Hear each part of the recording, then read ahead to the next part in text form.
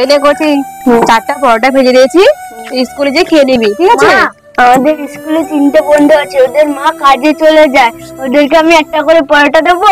আমি হাত পুড়ি রান্না করি, আর তুই যে লোকে স্কুলে যেটা খাবার দিস কাউকে খাবার দিবি না, ঠিক আছে? নিজে খাবি, কোনোদিন কাউকে খাবার দিবি না, ঠিক আছে? মা বাবা বাবা দুটো ভাত দে না, 3 দিন কিছু খাইনি রে। দাঁড়াও ঠাকুমা, আমি দিচ্ছি। দে না ভাই, ভগবান তোর মঙ্গল করবে বাবা, খুব ভালো রে তুই। মা তো বলেছিল কাউকে খাবার দিতে না, মা যদি মানে না না ঠাকুমা নেই, তুমি বেরিয়ে যাও। দুটো ভাত দে না। না না ঠাকুমা নেই, তুমি বেরিয়ে যাও। ঠিক আছে। 15 বছর পর ছেলে বড় হলো, চাকরি পেলো, সংসার করলো, তারপরের কাহিনী দেখো। বৌমা, ও বৌমা, দুটো ভাত দাও না বৌমা। না খাও। ভাত নেই? না, সারাদিন শুধু খাই খাই খাই খাওয়ার হলে খাও, নাহলে বেরিয়ে যাও।